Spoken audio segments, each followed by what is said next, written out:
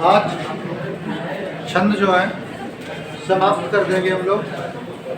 प्रयास पूरा यही रहेगा कि छंदों को संपन्न कर दिया जाए। ठीक है, पहला जो छंद, अच्छा आज जो छंद हमारे हैं ये देखो, हर दिन हम छंद का एक रूप थोड़ा सा बदल लिया करते हैं जिससे कि बढ़ते हुए क्रम में फटाफट आगे बढ़ सकें। आज जितने भी छंद हम अध्ययन कर रहे हैं ये संस्कृत से संबंधित छंद है। आपकी परीक्षाओं में कम पूछे जाते हैं, लेकिन ऐसा नहीं है कि नहीं पूछे जाते हैं, पूछे जाते हैं लेकिन कम पूछे जाते हैं। और जो चीज़ कम पूछी जाती है वही ज़्यादा प्रभावशाली होती है, क्योंकि इनको आम तौर पर बच्चे पढ़ते भी कम ही हैं। अगर आपने इसको अच्छे से समझ लिया एक बार, और इतनी बात मैं आपको पहले बता दे रहा हूँ, हिंदी छंद आपको किताब में भी मिल जाएंगे और लोग आपको बता भी देंगे। संस्कृत के छंद जो होते हैं परीक्षाओं में पूछ ही लिए जाते हैं, लेकिन समझाने और बताने वाले लोग आपको कम मिलेंगे।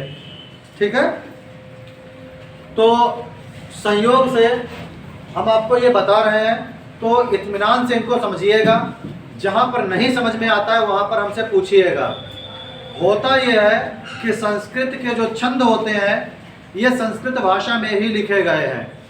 ठीक, कुछ कवियों ने, विचारकों ने इनको हिंदी रूपांतरित किया है, तो वो रूपांतरित वाले जो उदाहरण अधिक आपके परीक्षाओं में पूछे जाते हैं उनको यहाँ पर रखा गया है। ठीक, तो उदाहरण कौन से यहाँ पर रखे गए हैं जो अधिक पूछाए जाते हैं, वो यहाँ पर अपनाए गए हैं। अब इनके साथ साथ में संस्कृत के कौन से छंद होते हैं ये भी हम आपको बताते चलेंगे। आज का लिखा हुआ हर जगह पर आपके समझ में आ जाए ऐसा आवश्यक नहीं है जब तक हम आपको समझाएंगे नहीं। ठीक, कुछ शॉर्ट में भी हमने बहुत शॉर्ट में लिखा है, हमें पता है तो हमने अपने हिसाब से बनाया। ठीक, लेकिन फिर भी आपके ग्रुप पर इस पिक को भेजा गया है, आप उसको देखकर आनंदित होते हुए आराम से इसको अध्ययन कीजिएगा। लिखने की उनको ही आवश्यकता होगी जिनके पास मोबाइल नहीं है और पिक नहीं पहुंची है। ठीक, अब बात शुरू करते हैं हम। इंद्रवज्रा छंद सबसे ज्यादा पूछा जाता है इंद्रवज्रा छंद को, और इंद्रवज्रा छंद जो है ये आपने सुना होगा, कई बार पढ़ते हैं। ये श्लोक है आपका संस्कृत का। अर्थो हि कन्या परकीय एव तामाद्य संप्रेक्ष्य परिगृहीतुं जातो ममायं विसदा प्रगम प्रत्यार्पितन्या सैवान्तरात्मा। ये श्लोक आपको सुनने में, अच्छा संस्कृत के जो श्लोक होते हैं सुनने में बड़े रोचक लगा करते हैं, भले अर्थ उनका आप ना जानो, क्योंकि कहा जाता है कि भाषाशु मुख्या मधिरा दिव्य गीर्वाण भारती तस्मात् काव्यम मधुरम तस्मादपि सुभाषितम। भाषाओं में सबसे अधिक मधुर है तो वो गीर्वाण भारती है, मतलब संस्कृत भाषा है, उसका काव्य अत्यंत मधुर है। उसमें भी अगर आपको सुभाषित कहा जाए तो वो और अच्छा लगता है। ठीक है, और कहा जाता है कि काव्यम नाटकेषु रम्यम तत्र रम्यम शकुंतला तत्रापि चतुर्थांके तत्र तत्र चतुश्लोका। नाटकों में, काव्य में सबसे ज्यादा रमणीक कौन है पता है? नाटक रम्य माने जाते हैं संस्कृत में। और नाटकों में सबसे अधिक रम्य नाटक कौन सा है? कालिदास का लिखा गया अभिज्ञान शाकुंतलम, तत्र रम्यम शकुंतला। और अभिज्ञान शाकुंतलम में सबसे अधिक रोचक कौन सा है? अंक पता है? अभिज्ञान शाकुंतलम में 7 अंक हैं। ठीक, 7 अंक में सबसे अधिक रोचक जो अंक है बोले चतुर्थ अंक। चौथा अंक सबसे ज्यादा महत्वपूर्ण है क्योंकि उसी में शकुंतला की विदाई हुई है। और उसमें भी चौथा श्लोक सबसे अधिक महत्वपूर्ण है, और आपके बोर्ड पर जो लिखा गया है वो चौथा श्लोक ही है। क्या ऐसा इसमें महत्वपूर्ण है? आप लोग के जिस समय पर विदाई होती है, एक बालिका के लिए, एक कन्या के लिए, एक लड़की के लिए, उसके जीवन का सबसे महत्वपूर्ण दिन कौन सा होता है? जिस दिन उसकी विवाह होता है। ये तो सबसे महत्वपूर्ण होता है ना, लड़के का भी प्राय, लेकिन लड़की के लिए इसलिए ज़्यादा क्योंकि वो एक घर को छोड़कर दूसरे घर को सजाने के लिए जा रही है, इसलिए उसके लिए ज़्यादा महत्वपूर्ण होता है। और वहाँ पर एक गाना बजा करता है, क्या? बेटी तो धन है पराया, ये तो बजता है ना। वो गाना कहाँ से लिया गया पता है? अरे थो ही कन्या परकीय एव, बेटी तो धन है पराया ये मानो। अर्थ माने होता है धन, अर्थ माने अर्थशास्त्र पढ़ते हो ना, अर्थ माने धन। बोले अरे थो ही कन्या, पुत्री क्या है? धन है, पुत्री ही धन है, लेकिन परकीय एव, कैसा? पराया। कन्या धन कैसा है? तामाद्य संप्रेष्य, संप्रेष्य, प्रेष्य माने भेजना, प्रेषित करना, लिखा होता ना प्रेषक, लिखा होता ना, प्रेष्य माने भेजना। संप्रेष्य, उसको अपने मन से विदा करना है, बेमन नहीं, नहीं तो पुत्री जाएगी नहीं, उसको भी बुरा लगेगा। ताम आद्य, आद्य माने आज, तम माने उसको। महर्षि कर्ण के आश्रम में पली है कौन? शकुंतला। पुत्री किसकी है ये? विश्वामित्र और मेनका, अप्सरा और एक ऋषि की पुत्री है ये शकुंतला। और कहा जाता है कि अभिज्ञान शाकुंतलम को जब लिखा गया है तो उसमें एक श्लोक आता है, वो याद नहीं मुझको, उसमें श्लोक में पता क्या वर्णन किया गया है कि इस पूरे ब्रह्मांड में अगर कोई सबसे सुंदर है तो वो शकुंतला है। और इतनी सुंदर है, इतनी सुंदर है कि विधाता ने जब उसको रचा है तो रचा नहीं था, वो धोखे में रच गई है। कभी कभी धोखे में बहुत बढ़िया चीज बनती है, तो उसको जानबूझकर नहीं बनाया था वैसा, ये लिखा है साफ साफ। बोले वो गलती से इतनी बढ़िया बन गई, और जब बन गई तो ब्रह्मा ने अपने चारों मुख को हिलाकर कहा आज मजा आई है इतनी गजब चीज धोखे से बन गई। कभी कभी होता ना कि घर में सब्जी बनाओ, कुछ बनाओ और बहुत ज्यादा अच्छी बन जाए धोखे से, तो बोले धोखे से ही इतनी बढ़िया बन गई, चारों मुख से उसकी तारीफ की। ऐसी कन्या को किसके लिए भेज रहे हैं? विदा के लिए, और दुष्यंत के पास भेज रहे हैं। किसके पास? दुष्यंत के पास भेज रहे हैं। और भेजते समय का एक श्लोक मैंने लिख रखा है कहीं पर, अच्छा लिखा नहीं है, वो आगे बताऊंगा, मैं सुनाऊंगा आपको। बहुत ही मार्मिक श्लोक है वो, बताऊंगा आपको। जिस समय पर भेज रहे होते हैं तो दशा क्या होती है, अभी तो केवल विचार कर रहे हैं कि इसको भेजना है मुझे। कहा तामाद्य संप्रेष परिग्रहीतुम, दूसरे के घर में, परिमाने दूसरा, पराये घर में, जिसको मैंने आज तक अपना समझकर पाला पोषा और बड़ा किया, जब ये हमारी बात को समझने लायक हुई तब हम इसको दूसरे घर भेजे दे रहे हैं। जब उसको हमने इसे योग्य कर पाया कि ये चीजों को संभाल सके, सहेज सके। जातो ममायम विशदा प्रथमम, विशद माने बहुत ज्यादा, क्या हो रहा है? कष्ट, जाते समय उसको भेजते हैं। प्रत्यार्पितन्या सईवांतरात्मा, भाई उसको क्या? प्रत्यार्पितन्यास, एक पिता के अंदर प्रति अर्पण, दूसरों को उसको भेजते हुए जो कष्ट होता है, उस कष्ट का वर्णन मैं अगले छंद में करूंगा। वो छंद आए तब मैं बताऊंगा आपको, जोड़ दूंगा इसको उसी में, ठीक। अब इसी को हम हिंदी में कैसे पढ़ते हैं?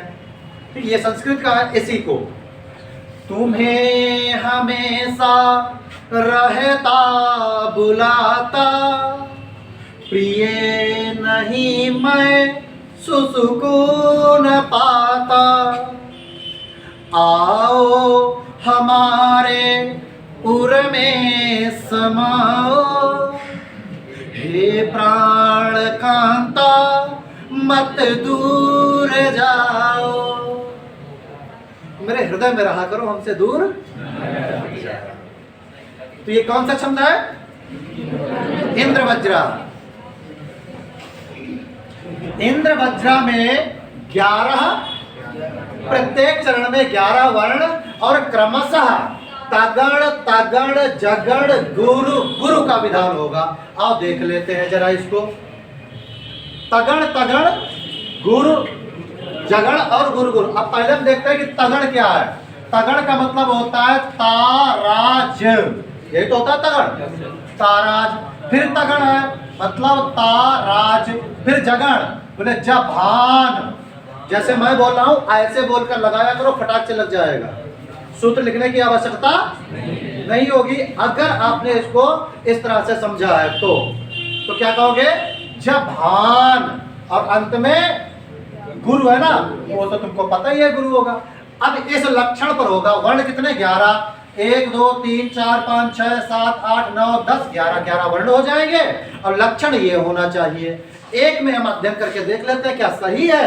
तो यहां पर देखा अर्थो, रा कहा जाएगा? वहां पे। तो आ क्या हो जाएगा? गुरु। फिर था पर ओ की मात्रा, ये भी गुरु। और हा में छोटी ई की मात्रा, तो क्या हो जाएगा? लघु। एक गण ठीक हो गया। आओ चलते हैं दूसरे पर। ना आधा किस पर? क्या बात है, कितना सोच के लिखते थे। और या भी गुरु है। और फिर आगे क्या है? भा है। फिर बन गया हिसाब बढ़िया। इसके बाद में हमें क्या लगाना? लघु गुरु लघु। तो देखो पा रा, रा छोटा और बड़े का में एक ही मात्रा। और फिर अब देखो एव में कुछ नहीं है ना। तो हमने क्या कहा था कि ए जो होता है ये लघु और गुरु स्वभाव से होता है। बोलने के आधार पर अर्थो ही कन्या परकीय एव, दोनों को गुरु कहा कि नहीं कहा? तभी लय आएगी, नहीं तो आप गा नहीं पाओगे। इसीलिए कहता हूं गाय ले, तुम भैंस ले, बकरी ले, गाय ले, तो क्या आएगा? दोनों गुरु हो जाएंगे। ठीक है। तामाद्य तथा साफ सुथरा रखा, गुरु गुरु लघु है। संप्रेष्य आधा माँ आधा रा, दोनों के कारण सा गुरु। अब एक ही मात्रा और आधा शाह के कारण बागुर। और या फिर अकेला रह गया। आगे सही परिग्रहीतो। अब देखो पापर लघु, री राग आगे रा है, उसके कारण गुरु हो गया। और फिर गा अकेला बचा, लघु हो गया। फिर आ गया सही। और अंत में ही बड़ी की मात्रा और उधर वो भी विसर्ग लगा है। हमने कहा था कि विसर्ग और अनुस्वार दोनों क्या होते हैं? तो हो गया। ऐसे ही आपको मात्राएं लगानी है। आधा वर्ण जो है वो कहां दोगे? आगे वाले को देते जाओगे।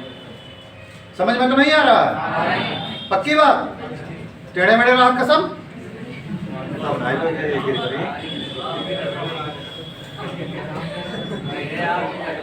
क्या हमारी कसम? हमें तो खरीदो का। ठीक है, आगे पढ़ते हैं हम। सही भी है, गुरुजी ने पढ़ जाए तो क्या फर्क पड़ता है? कुछ नहीं। उपेंद्र वज्रा। अगला छंद क्या है हमारा? क्या? यति। अच्छा यति कहाँ होगी? यति इसमें आपका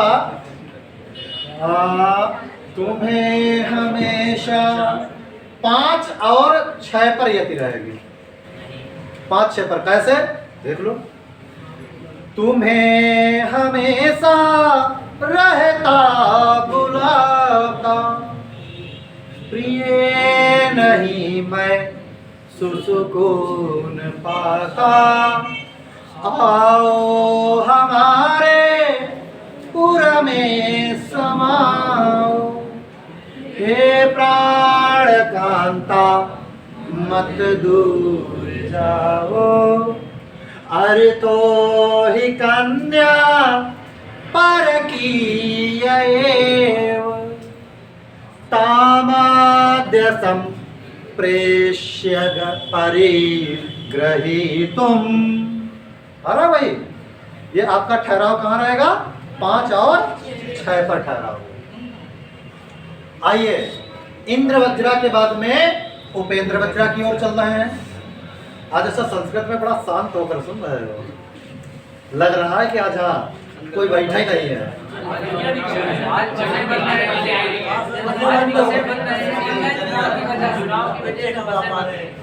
बच्चे कम नहीं है, कितने लोग चाहो हुड़दंगा मचा ही दोगे। अरे हमारी समझ 100 से कम तो नहीं है लगभग। चलिए खैर कोई नहीं, इंद्र वज्रा के बाद में हम पढ़ रहे हैं उपेंद्र। देखो हमारा टोकन ही खराब हो गया। उपेंद्र वज्रा बहुत बढ़िया सा छंद है। इसमें क्या होता है, 11 वर्ण पहले की तरह फिर है, लेकिन लक्षण बदला है। वर्ण उतने हैं लेकिन लक्षण थोड़ी द्रुत गति पकड़नी होगी, नहीं तो हो नहीं पाएगा जितना लिखा है। जगण तगड़ जगड़ गुर गुर, पहले क्या था? तगड़ तगड़ जगण, इस बार जगड़ तगड़ जगण और गुरु गुरु। ठीक, ऐसा लक्षण अगर आता है तो क्या बनेगा? उपेंद्र वज्रा। कैसे कि संसार है एक अरण्य भारी, हुए जहां हम हुए जहां है हम मार्गचारी। देखो एक वर्ण इधर उधर कर दिया, वहीं पर रुक जाना पड़ा है। जो कर्म रूपी न कुठार होगा, तो कौन निष्कंटक भार होगा। इसमें कौन सा रहेगा? इसी को तुम क्या पढ़ते हो पता? खूब पढ़ते हो एक संस्कृत वाला, त्वमेव माता च पिता त्वमेव त्वमेव बन्धो च सखा त्वमेव त्वमेव विद्या द्रविणं त्वमेव त्वमेव सर्वं मम देव देव। ठीक, ये वाला है। तो संकेत में अपना लिखते जाना, बाद में लिख लेना या वीडियो देखकर अपना लिख लेना। इंद्र वज्रा भी हो गया। थोड़ा सा द्रुत गति से चलते हैं, लगाएंगे नहीं क्योंकि आप जानते हो लगा देंगे तो निकल ही आएगा। भले ही तुम ना निकाल पाओ, हम तो निकाल ही लेंगे जोड़ जोड़ के। ठीक, जहां पर ज्यादा समस्या हो वहां बताना, मैं बताऊंगा। ठीक, उद्देश्य है कि आपको बता दूं कम से कम। उपजाति छंद, इसके बारे में आपको यह बताना है। उपजाति ये मिला जुला छंद है। उपजाति कैसा छंद है?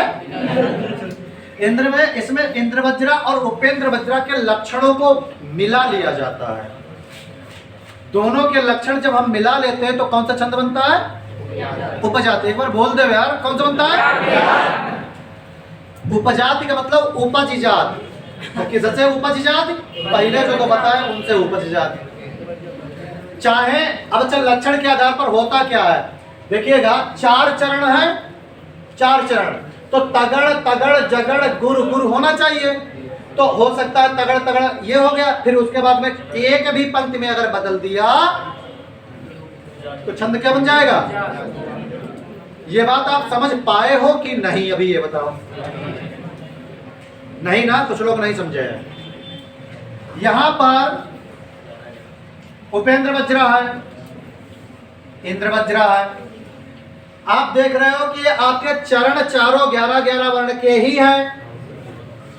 और उपजाति में भी हमने कहा चरण जो बनेंगे वो 11-11 के ही बनेंगे। लेकिन हो सकता है 2 चरण इंद्र वज्रा के लक्षण का और 2 नीचे के चरण उपेंद्र वज्रा के लक्षण के हों। मैं ये कह रहा हूं, आप समझ गए? इन दोनों से मिक्स होकर, अच्छा कुंडलियां पढ़ते थे, छप्पर पढ़े थे, तो उसमें निश्चित था कि पहले 2 चरण ये होंगे, बाद के ये चरण ये होंगे, ये निश्चित था। यहाँ ऐसा निश्चित नहीं है, पहले और बाद में कोई भी हो सकता है। ठीक, ऐसा अगर आता है तो आपका उपजाति छंद बनेगा। हम हिंदी में आपको बताए दे रहे हैं पहले कि सरोवरों में खिलते प्रसूनो, मार्तंड की धूप सहो विशेषा, तुम्हें नहीं छाव कहीं मिलेगी। पियो नमी शांत रहो हमेशा। और संस्कृत में आपने एक श्लोक खूब पढ़ा और सुना होगा, ये शाम न विद्या न तपो न दानम, ज्ञानम न शीलम न गुणो न धर्म, ते मृत्यु लोके भुवि भार भूता, मनुष्य रूपे मृगाश्चरन्ति। ये शाम न विद्या, ये शाम न विद्या न तपो न दानम, जिसके अंदर विद्या नहीं है, गुण नहीं है, तप नहीं है, दान नहीं है, शील नहीं है, ज्ञान नहीं है, न शीलम न ज्ञानम न गुणो न धर्म, कुछ भी नहीं है। ते मृत्यु लोके, वह व्यक्ति इस मृत्यु लोक में भूमि भार भूता, केवल भार बन के घूम रहे हैं। और मनुष्य रूपेण मृगाश्चरन्ति, मनुष्य के रूप में वो जानवर है। मनुष्य के रूप में क्या है वो? जिनके अंदर कोई भी मानवता वाले गुण नहीं। ठीक, बाकी हिंदी वाले तो आप समझिए ले रहे हो, कोई समस्या ही नहीं। अब आ जाते हैं मंदाक्रांता छंद। कौन सा छंद है? मंदाक्रांता। मंदाक्रांता छंद कम पूछा जाता है, सबसे कम, लेकिन पूछ लिया जाता है। ये तो पूछे जाते हैं, ये ज्यादा पूछे जाते हैं, इससे कम ये पूछा जाता है। मंदाक्रांता छंद में संपूर्ण मेघदूत लिखा गया है। मेघदूत किसने लिखे पता है? कालिदास ने। कालिदास का गीत काव्य दूत काव्य है मेघदूत, और मेघदूत में मंदाक्रांता छंद का प्रयोग किया गया है। आखिर क्या कारण है कि मेघदूत, संपूर्ण मेघदूत में मंदाक्रांता छंद ही लिखा गया है? मंदा माने मंद, आक्रांत माने तीव्र। अब यहाँ रो रहा है व्यक्ति, किसके कारण? यक्ष अपनी यक्षिणी से बिछड़ गया है। यक्ष किससे बिछड़ गया है? अपनी प्रेमिका से, अपनी पत्नी से।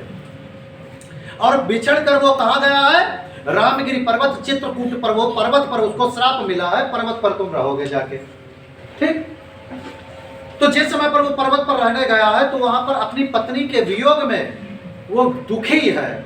और वियोग की अवस्था में जब कोई दुखी होता है तो वो रोता है, जब तो मंदा और आक्रांत रोता है। जिस समय याद आई गए तो जोर जोर चिल्लाए रोने लगे, थोड़ी देर में सिसकी भरन लगे, थोड़ा तब दिमाई गए, फिर तब तक कोई कोयल बोल पड़े तो और डिमारी रोई पड़े, हे भगवान कहाँ हुई, क्या कर रही हुई। ठीक, तो ऐसे जो है जो रोना, जैसे नहीं आप जब कभी किसी से बिछड़ जाओ और कोई याद दिला दे तो डिमारी रोते हैं फूट फूट कर, और उसके बाद थोड़ा धिमाई जाता तो फिर कोई पुच्छक भर देख के फिर कई सौ लगत रहेगा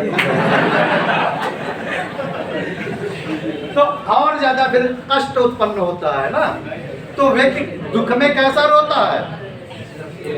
ये रोना, बुरा न मानना, ये रोना इन लोगों का ज्यादा होता है। अगर आपको ऐसा देखना है तो मनुष्य जो होता है वो अपने दर्द को थोड़ा दबा लेता है।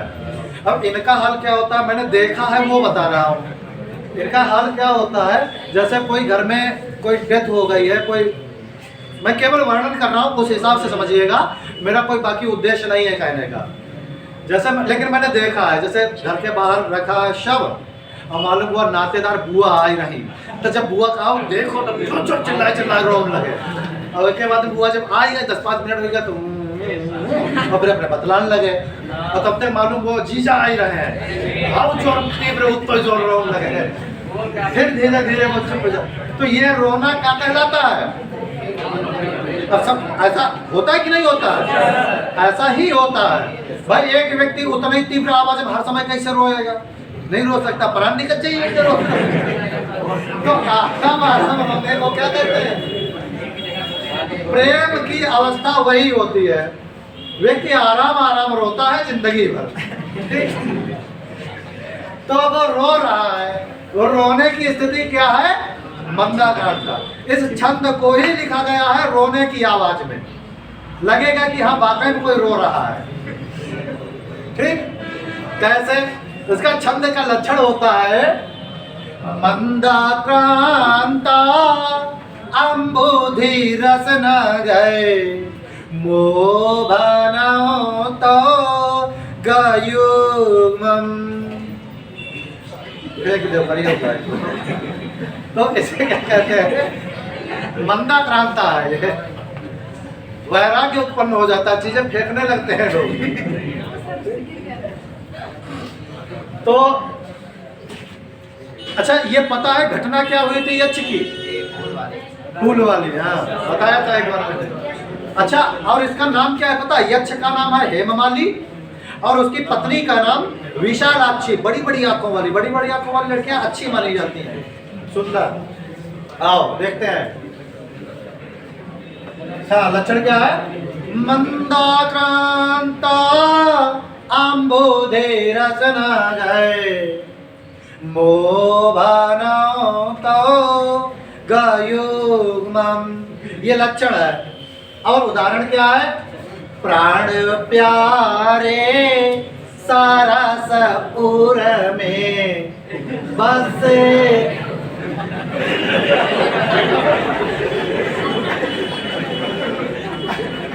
नहीं काम दिया हमें क्या है? ये हमने नहीं लिखा है, तुम क्या जानते हो?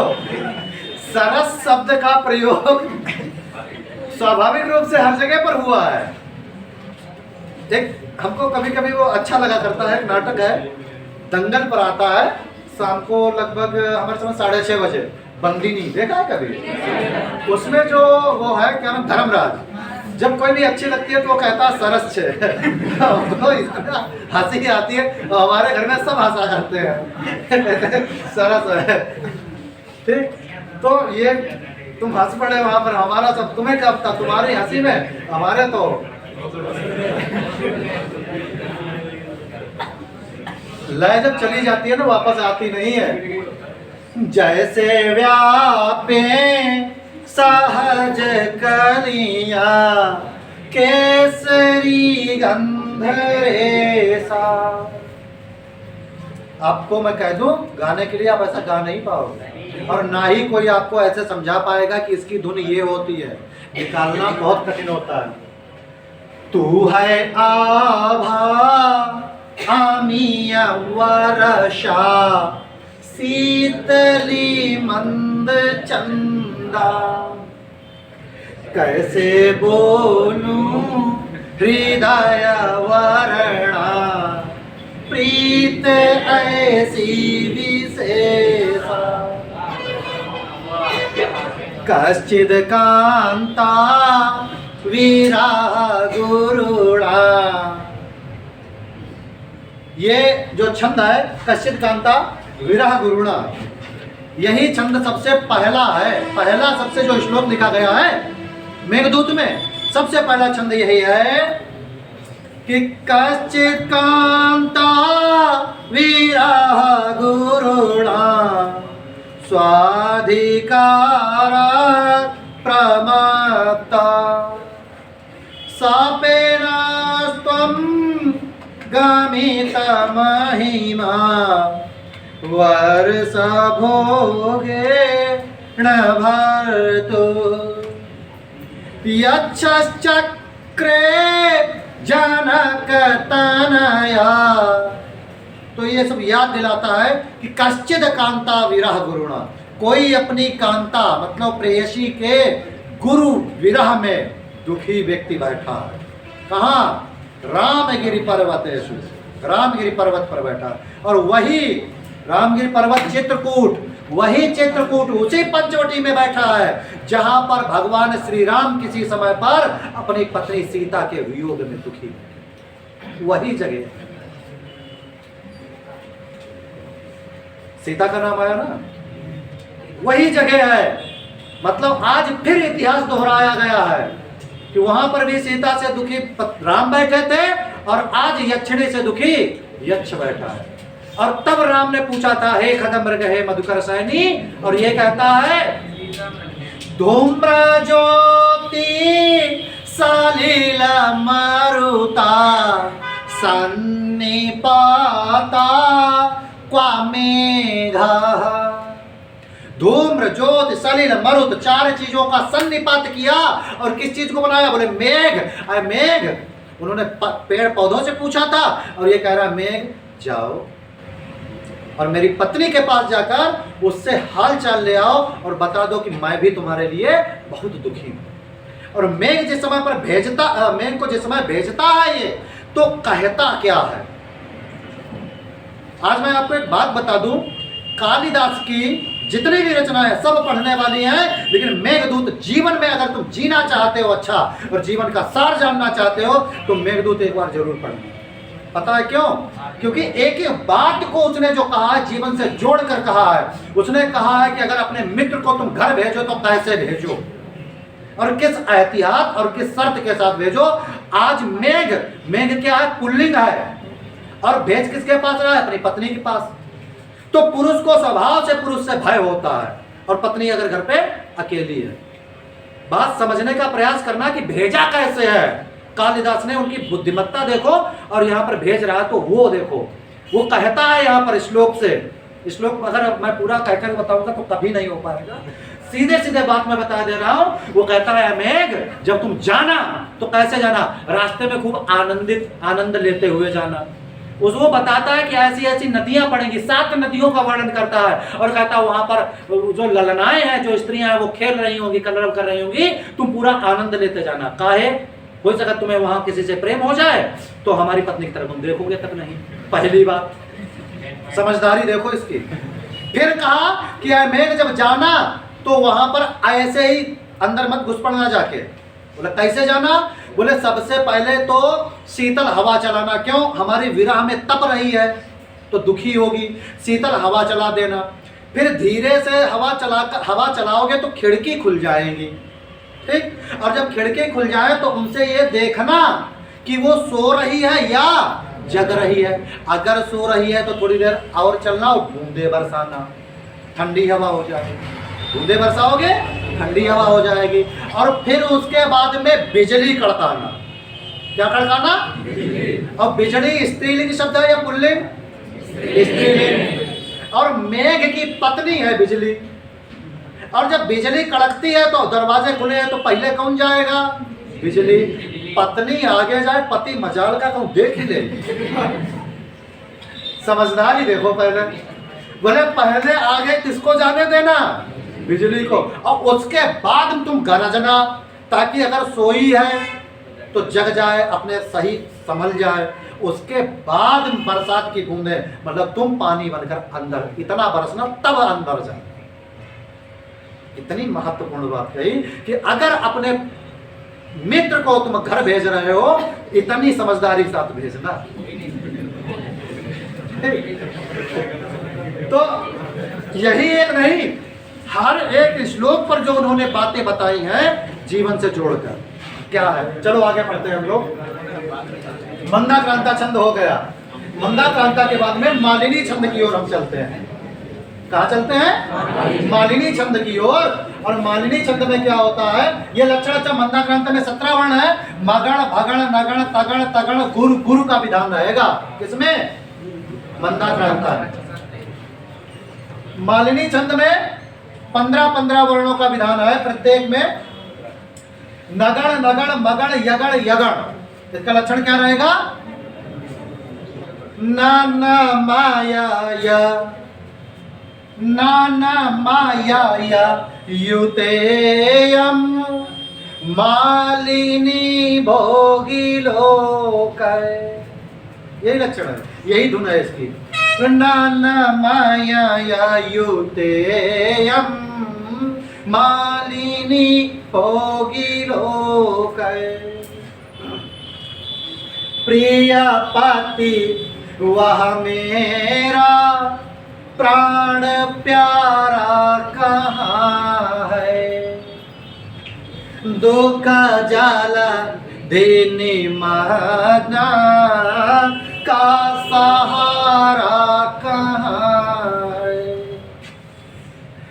अब तक जिसको मैं देख के जी सकी हूँ, वह हृदय हमारा नेत्र तारा कहाँ है, नन माया युतेयम मालिनी भोगिलोकै आतुलित बालधामं मालि अतुलित बालधामं हेमशैलाभदेयम् दानुजवन कृशानम वात जातम नमः। गड़बड़ हो गया ना, भूल गए ना। हाँ, अतुलित बलधामम स्वर्ण शैलाभदेहम धनुजवन कृशानम ज्ञानिनामाग्रगण्यम सकल गुण निधानम वानराणामधीशं रघुवर प्रिय भक्तं वातजातं नमामि ननमय युतेयं मालिनी भोगिलोकै ननमय युतेयं मालिनी भोगिलोकै। ये वो छत बोला थी जो अभी मैंने पढ़ा। तो ये क्या बताया ना कि आप लय बदल सकते हो। इसको हम आराम से इसलिए गा रहे हैं आज ताकि थकावट ज्यादा ना हो, मैं पूरा करना था, इसलिए हम बहुत तीव्र वाली आज नहीं पढ़ रहे हैं जो अभी मैं पढ़ गया। शिखरिणी छंद सबसे प्यारा छंद है। इसकी धुन जो होती है, इसकी लय जो होती है बहुत ही मधुर होती है।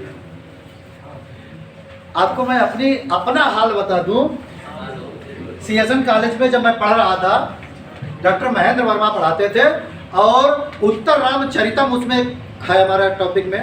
उत्तर रामचरितम को जब वो पढ़ाते थे तो उस समय पर जब मैं इसको पढ़ता था और वो पढ़ाते थे तो मैं सो जरूर जाता था। शिखरिणी छंद वो इतना प्यारा गाते थे कि मैं सो जाता था तुरंत। वो छंद पूरा नहीं हो पाता, मैं सो जाता था। वही छंद मैं आपको बताने वाला हूँ। शिखरिणी छंद बहुत प्यारी सी धुन है, मीठी धुन है इसकी। इसका क्या होता है? 17 17 17 17। इससे क्या बनता है आपका? शिखरिणी छंद बनता है। मगण मगण नगण सगण भगण लगण, मतलब लगो लगुर से क्या बनता है? शिखरिणी छंद बनता है। इसकी धुन जो रहती है, लक्षण जो रहता है वो है रसै रुद्रैश्चिन्ना यमन सबला गा शिखरिणी। ये है इसका अनूठी आभासे सरस सुषमा से सुरस से बना जो देती थी बाहु गुड़िए भू बेपिन को निराले। अच्छा, ये जब समझ में आता है ना तो और ज्यादा नींद आती है। इसके बाद में आपको एक पूरा नहीं कहूंगा मैं हमें खुद बड़ा वो लगता है, बहुत हल्का पढ़ते हैं ना। आपको एक वंदना मैं बता रहा हूँ और इमेज करना, आप एक चित्र बनाना। अगर आप माँ दुर्गा की पूजा कभी करते हो और उनके प्रति आपकी श्रद्धा है तो एक श्लोक मैं पढ़ रहा हूँ और आप आंख बंद करके ये महसूस करना कि आप ही ये काम कर रहे हो। बजरंग वाली भक्त हो तो वो बजरंग वाली जो है वो दुर्गा जी की सेवा में हमेशा तत्पर रहते हैं, ये बात याद रखना। मैं उनके क्या स्वामिनी की बात कर रहा हूँ। आइए बात करते हैं दुर्गा जो है। अब उनका रूप सौंदर्य भी देखिएगा, इसमें बड़ा बढ़िया वर्णन किया है। आपको अगर कोई बहुत उनकी प्रार्थना वंदना नहीं आती है तो एक श्लोक ये याद कर लेना, इससे काम चल जाएगा। माँ की छवि का वर्णन क्या किया गया है शिखरिणी छंद में, अद्भुत है वो। मुखे ते तांबूलम, तांबूल माने पान, हम पान सुपारी चढ़ाते हैं ना वहां पर। सोचो कि आप क्या क्या अर्पण कर रहे हो। मुखे ते तांबूलम नयन युगले काजल कला ललाटे काश्मीरम, माथे पर कुमकुम की बिंदियां रखी हैं। ललाटे काश्मीरम विलसती गले मौक्तिकलता स्फुरति कांची साटी।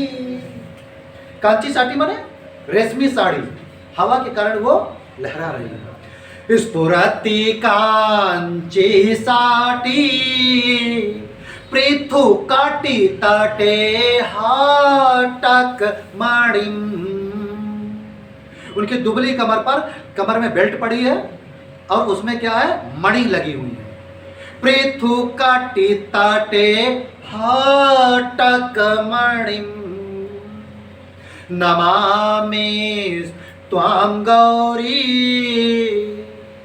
नमामि त्वां दुर्गे नागपाति किशोरी मवीरतम। माँ मुझको अपने से दूर मत करना, माँ वीरतम, मुझे अलग। मैं ऐसी माँ को नमन करता हूँ जिनका ऐसा रूप, ऐसा सौंदर्य है। ठीक, तो ये क्या था आपका शिखरणी छंद। ठीक, शार्दूल विक्रीडत छंद। शार्दूल विक्रीडत छंद जो है ये क्या है आपका, यहाँ पर 19 वर्णों का विधान रहेगा। कितने वर्णों का विधान है, 19 वर्णों का विधान। और क्या रहेगा क्रमशः मगण सगण जगण सगण और तगड़ तगड़ गुर। और क्या है, सूर्य स्वयं जस ततः सगुरवा शार्दूल विक्रीडितम। इतना लंबा है, अहमद प्राण निकल जाएगा। क्या लक्षण है इसका, सूर्य स्वयं जस ततः सगुरवा शार्दूल विक्रीडितम। यहां पर आपको पूरी एकदम टंकार वाली आवाज आ रही ना। ये पता है टंकार क्यों आ रही है, क्योंकि यहां पर रो रहा है व्यक्ति। ये तब बोला जाता है जब कहीं पर युद्ध का वर्णन हो, चीत्कार हो या रोने का वर्णन हो, अत्यधिक रो रहा हो व्यक्ति। और कब रो रहा है व्यक्ति, जब अपनी पुत्री को विदा कर रहा है। और पुत्री कैसी, जरा मैं आपको बताऊं, शकुंतला जो थी ये काण्व ऋषि काश्यप ऋषि के आश्रम में पली बड़ी थी। काश्यप ऋषि की सगी पुत्री थोड़ी थी। सगी पुत्री किसकी थी, विश्वामित्र और मेनका की। जरा विचार करिएगा यहां पर क्या बात कही है कालिदास जी ने।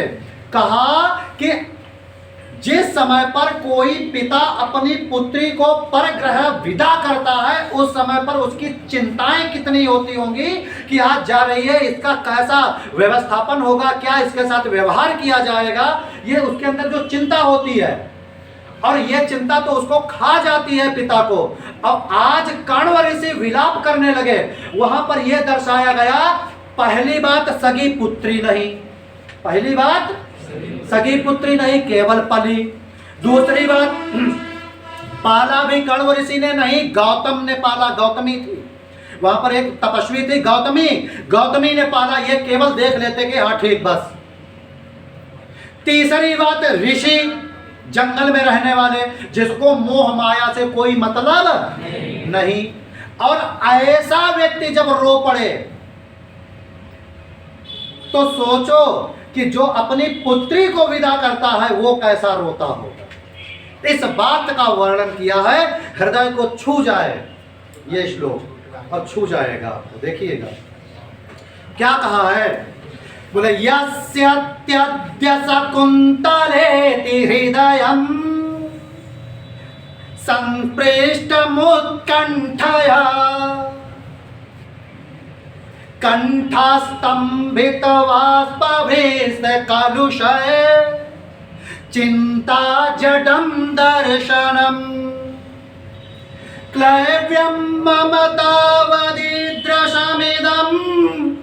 सेहेदरण्यौकसा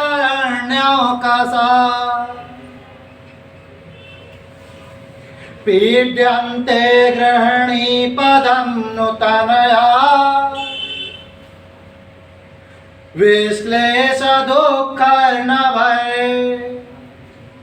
पीड्यन्ते, जो फिर पीड़ा होती है, ग्रहणम कथम नूतनया, कथम माने कैसे अपने शब्दों में उस पीड़ा को व्यक्त कर दो। तनया माने पुत्री को जो विदा, विश्लेष न दुःखर्णवै, जो नया नया दुख उत्पन्न होता है उसको भेजते समय पर नए नए विचार आते हैं। मैं एक तपस्वी होते हुए जब मेरे अंदर ऐसा है तो उसकी पीड़ा का वर्णन मैं कैसे कर सकता हूं। बोले क्लैव्यम मां, मैं अपनी वाणी से बोल नहीं सकता हूं। तावदे दृश्यमिदं, उस समय का दृश्य क्या होता होगा। स्नेहेदरण्यो कसा, जो स्नेह केवल मैं ऐसे ही करता हूं, अरण्य माने जंगल में रहकर, तो एक पारिवारिक पिता की पीड़ा क्या होगी। तब पहला श्लोक में कहता है कि यस्यत्यद्य शकुंतलेति हृदयम, मेरे हृदय में, यद्यपि मेरे हृदय में शकुंतला को केवल भेजते समय, हमें क्या है, भेज दिया, बात खत्म। मैं तो संत आदमी हूं, गृहस्थ तो हूं नहीं, सगा पिता भी नहीं हूं। यस्यत्यद्य शकुंतलेति हृदयम, और संस्पृष्ट मुत्कंठया, संस्पृष्ट मेरा हृदय दब गया है। जब बहुत ज्यादा कंठ मतलब रोने की इच्छा हो और रोने न दिया जाए, क्यों, ऋषि हैं, अगर रोए तो पूरा आश्रम रोएगा, और आश्रम रोएगा तो संभाल नहीं पाएंगे, और एक ऋषि परंपरा टूट जाएगी। रो भी नहीं रहे हैं, तब कहा कि मेरा गला अंदर से फटा जा रहा है। कभी इस अवस्था में जब जाओगे तब पता चलेगा कि आपका मन रोने के करे और रोने दिया न जाए तो ये पूरा का पूरा क्या है, बहुत पीड़ा से दबा करता है। बोले स्नेहेदरण्यौकसा, स्नेह के कारण आज ये जो है कंठ मेरा क्या हो रहा है, दब रहा है। कंठा स्तंभित, कंठ रुक गया है, सांसें नहीं चल पा रही हैं, ऐसा लग रहा है। कंठ इतना ज्यादा रुध गया है कि सांस नहीं चल रही। कंठ स्तंभित वाष्पवृत्त कलुषा, सांस नहीं ले मिल रही है। चिंता जडम दर्शनम, मुझको चिंता जड़ बनाए दे रही है, मूर्ख बनाए दे रही है। मुझे तपस्वी को चिंता जब मूर्ख बनाए दे रही है, तब का मां क्लव्यम, अरे उसकी क्या दशा होती होगी जो कथम नूतनया, अरे कहो जो अपनी ही पुत्री को भेज रहा हो। जब मेरी पुत्री नहीं तब यह दशा है, अपनी पुत्री को भेजते हुए एक पिता की स्थिति क्या होती होगी। इसलिए कभी भी इनके साथ में ऐसा व्यवहार न करो जो पिता को फिर कष्ट हो कि हाय कैसे के साथ भेज दिए। और भुजंग प्रयाछंद मैंने कहा था, अंत में भुजंग प्रयाछंद होगा हमारा, और वहीं से ये समाप्त हो जाएगा। सर्प रेंगता हुआ अब जा रहा है, पकड़ पाओ पकड़ ले अपना, है ना। ये क्या है, कहा कि न छूटा तुम्हारा बहाना बनाना,